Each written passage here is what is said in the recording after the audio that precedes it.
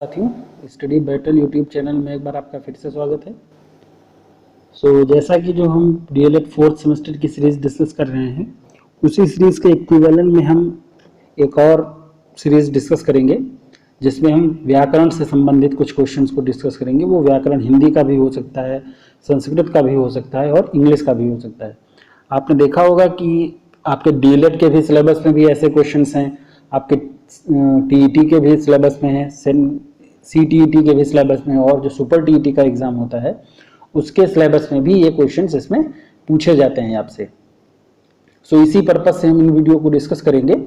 और वाक्यांश के लिए एक शब्द को हम डिस्कस करेंगे। अगर आप कॉम्पिटेटिव एग्जाम देते होगे, स्पेशली अगर आप समीक्षा अधिकारी, सहायक समीक्षा अधिकारी एग्जाम की बात करें, जिसमें हम अगर उत्तर प्रदेश की बात करें तो यूपीपीएससी की तरफ से जो आरओ और एआरओ मीन समीक्षा अधिकारी, सहायक समीक्षा अधिकारी का एग्जाम होता है, उसके सिलेबस में आपने देखा होगा कि एक पेपर आपका जीएस का होता है जिसमें 140 क्वेश्चंस होते हैं, और दूसरा पेपर जो सेकंड पेपर होता है वो आपका हिंदी का होता है। हिंदी में भी 60 क्वेश्चन होते हैं।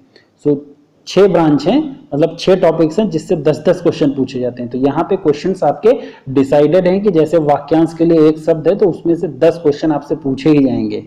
ओके, इसी तरह आपका विशेषण विशेष से 10 क्वेश्चन आते हैं। आपका अशुद्धि, कोई सेंटेंस दिया रहेगा उसमें आपको अशुद्धि छांटनी रहेगी कि कौन सा, 4 सेंटेंस दिए रहेंगे, आपको बताना रहेगा कौन सा सेंटेंस गलत है या कौन सा सही है। तीसरा आपका पर्यायवाची शब्द से क्वेश्चन आता है। चौथा जो है आपका विलोम शब्द से क्वेश्चन आता है। पांचवा आपका जो क्वेश्चन आता है वो तत्सम तद्भव से आता है, और छठा जो है वो वाक्यांश के लिए एक शब्द से आता है। ओके, तो चूंकि यहाँ पे स्पेसिफाइड है कि हर पार्ट से 6 क्वेश्चन 10 क्वेश्चन तो आएंगे ही आएंगे, ये तो आपको पढ़ना ही पड़ेगा।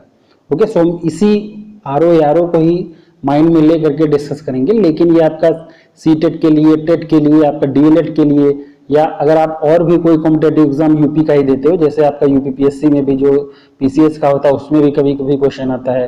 ओके, और जो आपके सबऑर्डिनेट जो यूपी ट्रिपल एससी के पेपर्स होते हैं उसमें भी, और जो अलग स्टेट्स के पीएससीज हैं उसमें भी क्वेश्चन पूछे जाते हैं। ओके, इस वजह से हम इन वीडियोस को डिस्कस करेंगे। सबसे पहले हम वाक्यांश के लिए एक शब्दों को डिस्कस करेंगे। तो वाक्यांश के लिए एक शब्द का मतलब होता है कि कोई आपको एक फ्रेज दिया रहेगा। फ्रेज का मतलब है कि किसी सेंटेंस का एक उपवाक्य दिया रहेगा। ओके, उसका अपने आप में एक मीनिंग होगा लेकिन वो किसी सेंटेंस को नहीं बनाएगा। ओके, एक फ्रेज दिया रहेगा, उस फ्रेज के लिए एक शब्द आपको बताना पड़ेगा। ओके, या कभी कभी दे दिया जाएगा कि आपको दे दिया जाएगा वाक्यांश जैसे सदाचार को न मानने वाला। ओके, दूसरों के साथ किए गए कार्य को न मानने वाला। ये एक फ्रेज हो गया। फिर उसके 4 ऑप्शन दिए रहेंगे। ओके, या ये हो जाएगा, आपको दे दिया जाएगा कि जैसे हो गया कि कृतज्ञ, आपको ऑप्शन क्वेश्चन में दिया गया कि कृतज्ञ किसके लिए वाक्यांश के लिए एक शब्द है।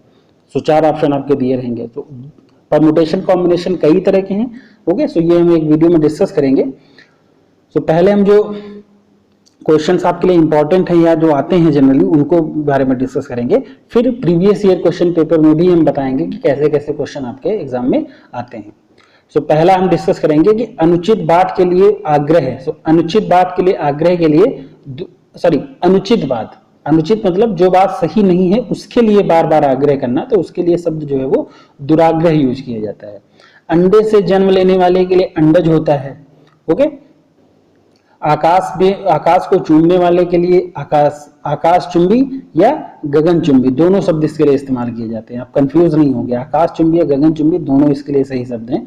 अपने देश से दूसरे देश में सामान जाना मीन्स अपने देश से किसी दूसरे देश को सामान भेजने की जो प्रोसेस है उसके लिए जो वाक्यांश के लिए शब्द है वो निर्यात है। ओके, और किसी दूसरे देश से सामान मंगाना वो आयात होता है। ओके, एक होता है एक्सपोर्ट, एक होता है इंपोर्ट। ओके, एक्सपोर्ट का मतलब है किसी दूसरे देश को सामान भेजना, जिसको हम निर्यात कहते हैं। ओके, और सामान मंगाने को हम इंपोर्ट कहते हैं।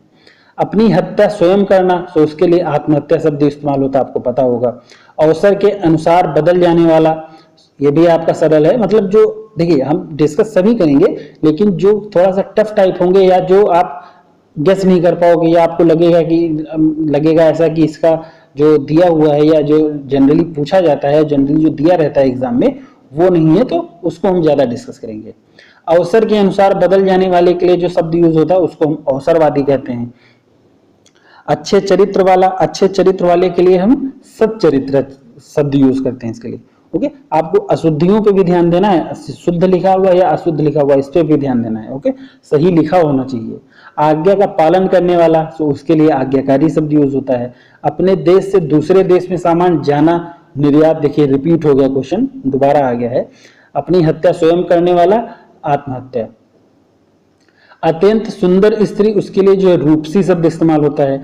आकाश को चूमने वाला गगनचुंबी या आकाशचुंबी, देखिए ऊपर भी आया था, आकाश में आकाश को चूमने वाला आकाशचुंबी या आकाश में उड़ने वाला आकाश को चूमने वाला, दोनों के लिए जो है वो गगनचुंबी आकाशचुंबी दोनों इस्तेमाल होते हैं।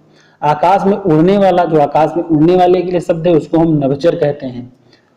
आलोचना करने वाले के लिए आलोचक। आशा से अधिक के लिए जो है वो आशातीत कहते हैं, आशा प्लस तीत।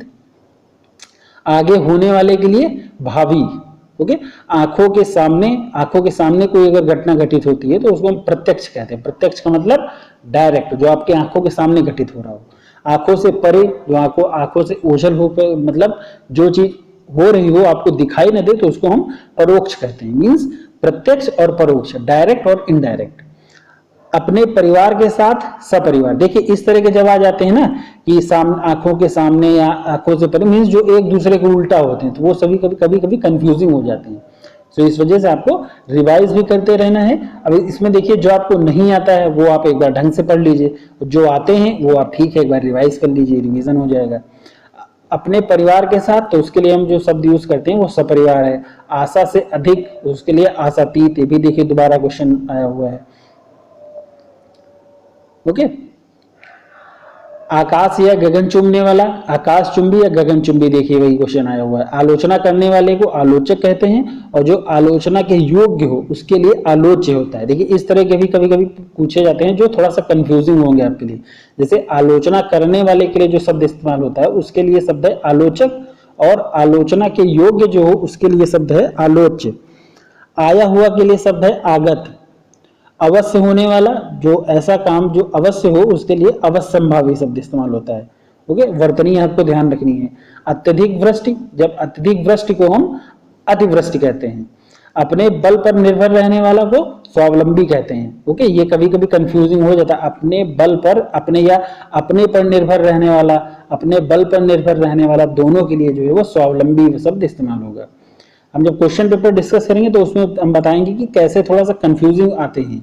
ओके, आसान भी आएंगे। 10 मान लीजिए अगर 10 आते हैं वाक्यांश के लिए एक शब्द, तो उसमें से 10 में से 6 या 7 तो आसान होंगे, लेकिन 3 या 4 ऐसे होंगे जो थोड़ा सा आपको कंफ्यूज करने वाले होंगे।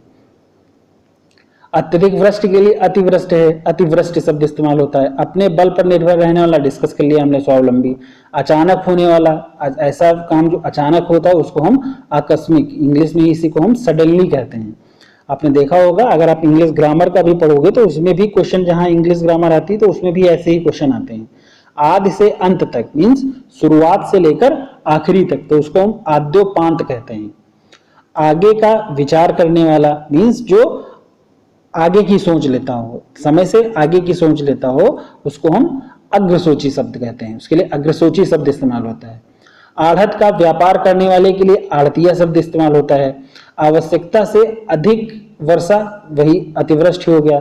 अधिकार या कब्जे में आया हुआ, उसको हम अधिकृत कहते हैं। जब किसी चीज को हम अपने अधिकार क्षेत्र में या अपने कब्जे में लेते हैं तो उसको हम अधिकृत कहते हैं। अन्य से संबंध न रखने वाला, उसको हम अनन्य कहते हैं।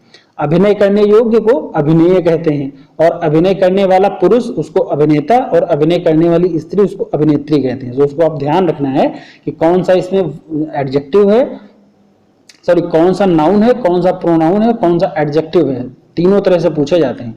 सो अभिनय करने योग्य जो हो उसको हम अभिनेय कहते हैं। ओके, अभिनय करने वाला पुरुष अभिनेता और स्त्री अभिनेत्री। अच्छा बुरा समझने की शक्ति का अभाव, ऐसा व्यक्ति जिसमें अच्छा बुरा, अपना अच्छा या बुरा समझने की शक्ति का अभाव हो, उसके लिए हम अविवेकी कहते हैं, अविवेक कहते हैं उसको। ओके, और इसी का उल्टा पूछा जाता है कि अपना अच्छा समझने की शक्ति रखने वाला, उसको विवेक कहते हैं। अपने हिस्से या अंश के रूप में कुछ देना, सो अपने हिस्से या अंश के रूप में जब कुछ दिया जाता है तो उसको हम अंशदान कहते हैं। अनुकरण करने योग्य, ऐसा कुछ जो अनुकरण करने योग्य हो उसको हम अनुकरणीय कहेंगे। ओके, सो ये कुछ वाक्यांश के लिए एक शब्द हुए। सो इसमें जो इंपॉर्टेंट थे वो हमने दोबारा डिस्कस किए, मीन्स उसको थोड़ा फोकस करके डिस्कस कर लिया। बाकी जो ऐसे हैं जो जनरली आपको पता होंगे या आप जनरली आप पढ़ते हो, सो उसको हम एक रिवीजन पॉइंट ऑफ व्यू से कर लिए। ओके, सो इसी सीरीज में हम कुछ और क्वेश्चंस को डिस्कस करेंगे और वाक्यांश के लिए एक शब्द डिस्कस करेंगे। Thank you.